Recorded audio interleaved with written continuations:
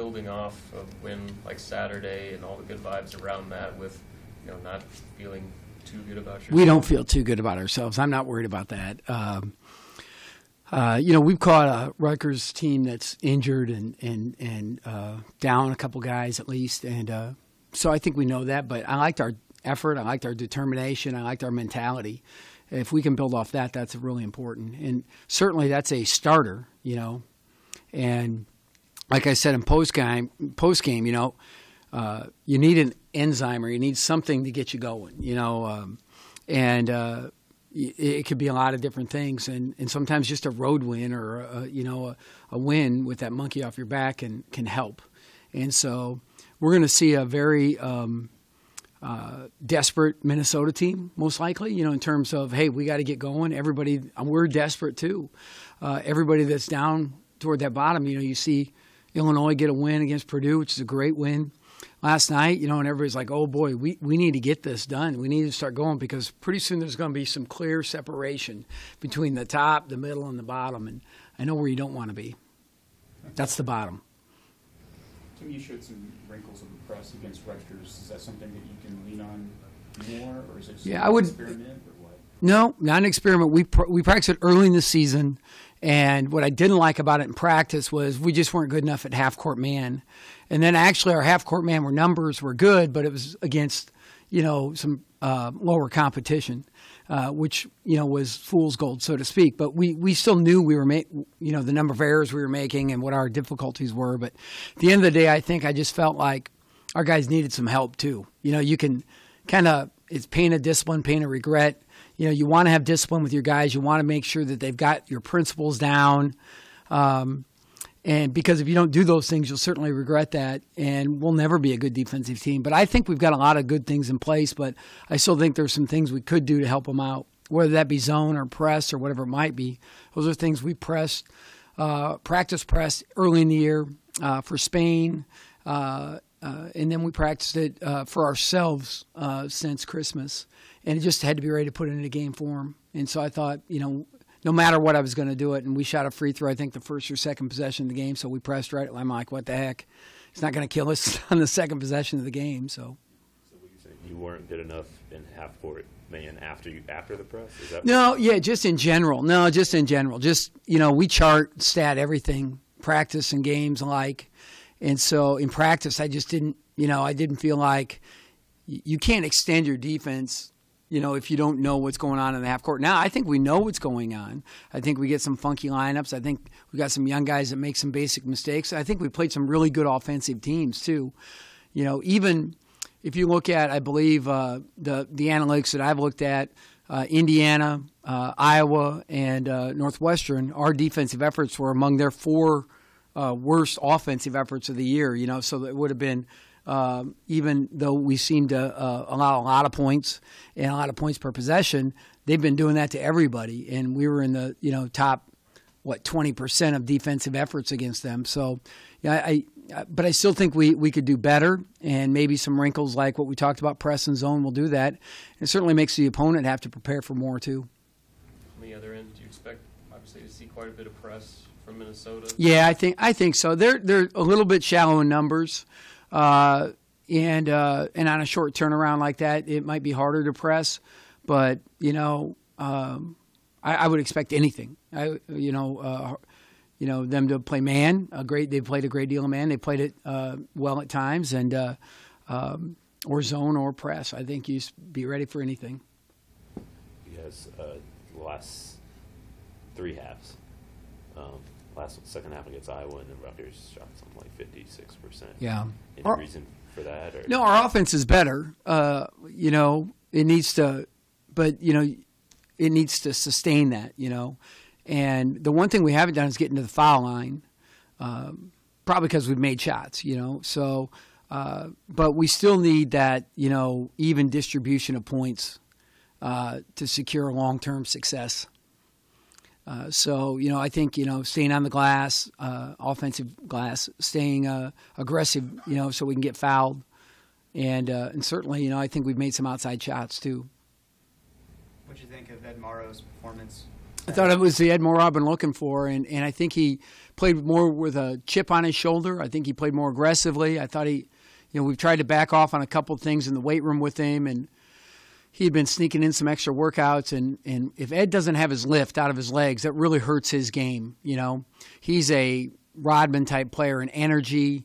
You talk about an enzyme there. Ed is a guy that's going to make change, good or bad, and so I think that, he was more comfortable. He was in a game where he could get some things done. I was happy that we threw it to him and he scored with his back to the basket a couple times, but yet he went in, blocked a couple shots, cleaned up on the glass too. And he got in foul trouble, so he got limited minutes in the first half. And then, we took such a lead that I kind of benched everybody the last 8 or 10 minutes of the game, I think. I don't know how many it was, but just to make sure that on a short turnaround on Tuesday that we had fresh legs. You guys are undersized most games, most nights, but you're not totally out dominated, I guess, on the glass. I mean, you hang in there, so to speak. Why, in your estimation, are you guys able to? I mean, Rutgers, you won the rebounding battle by 20. Yeah. How are you able to do that? I think it goes to the players. I think that you've got guys like Andrew White who can be a powerful rebounder and have a nose for the ball. Siobhan's always been a very solid rebounder. In fact, I was just going to talk to him about his numbers aren't good enough that I think he needs to get in and rebound more. Jack McVeigh's got good length and a good nose for the ball. Michael Jacobson the same way. Ed should be an excellent rebounder in my eyes.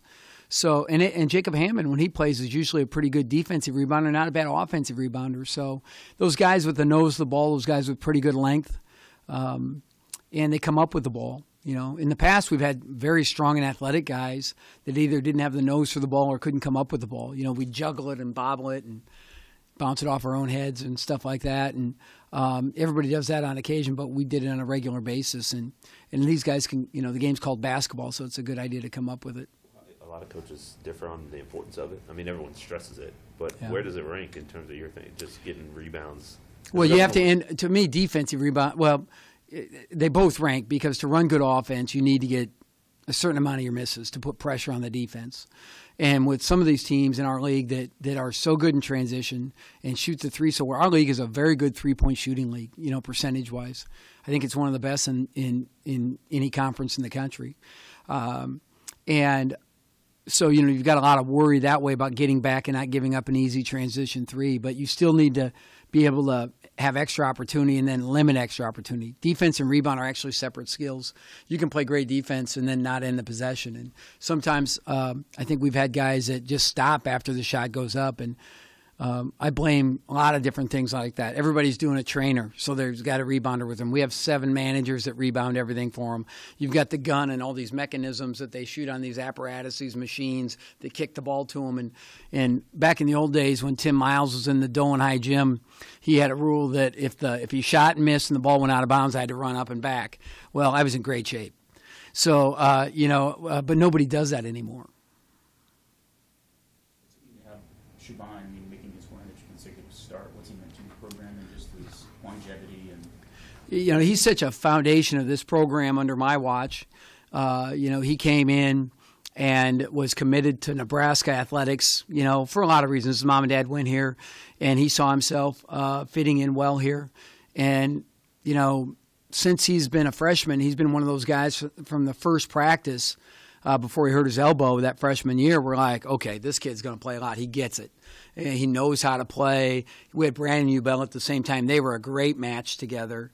And really, that team, I know we all count as a losing team, but that team won 5 games in the league, one in the tournament, 6 Big Ten games, and I don't know how many years you have to go back to add up Big 12 wins and Big 10, like 2 or 3 years combined to get to that number.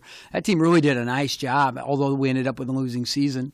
And we lost a whole bunch of injuries. Siobhan missed games. Ubell missed games. So from the get-go, I think he's had a very positive impact on our program. And then helping us the NCAA tournament. And last year was just a complete and utter disappointment for anybody associated with the program, whether you're a season ticket holder, a fan, media people covering it, and certainly the players and coaches alike. It was just a bummer. And but this year, I think Siobhan said it best. I don't know what he said publicly, but he and I were talked. I said, what do you think about these freshmen? He goes, well, they're great, but I really like them, but I think they're probably going to have to, taste defeat before they learn how to win, and they think they've got it all figured out, and all of a sudden the Big Ten runs at them, they're going to go, oh my goodness. So us getting over that hump is going to be huge, and that's what we're doing right now. You can see Glenn's numbers aren't great, but we're trying to live with him and give him a chance to get better, and Ed and Siobhan could see that coming, and I agree with him, but it was funny that when your captain's perspective is such as that, you're in pretty good shape. And that's why I think if you look at this team, look where we are now and where we're going to be at the end, I would expect we're going to be a markedly better team. Do you think Siobhan would be a good coach someday? I think Siobhan can be good at whatever he chooses to be because he's got a good heart and he cares about people and he's really intelligent, and he's an active listener. He takes time to listen I don't think he always loves the limelight. I think he'd rather kind of be in the background some. He preferred it to be that way. But at the same time, when, you're a son of Will Shields and you're a very talented player and, you're here, the lights, it's hard to avoid them. But so I just think that all goes back to him and he'd rather let the light shine on somebody else. For instance, Andrew White's come in and done terrific, and all Siobhan tries to do is continue to get him going or continue to, take a good shot. It's not a competition, And if I'm a senior and all of a sudden this guy comes out of nowhere, maybe some guys would view that as a rivalry or a competition, and just there's none of that. And all Siobhan will talk about, and I'm guessing here, but I bet he talked about team. I bet he talked about getting better, finding a way to win, and continue to do the things necessary to take the program in a upward trajectory. And so it says a lot about his qualities and his character. And he's a first-team academic All-American. I was almost in the first half of my class. There's a lot of similarities. 100 career starts today in college basketball.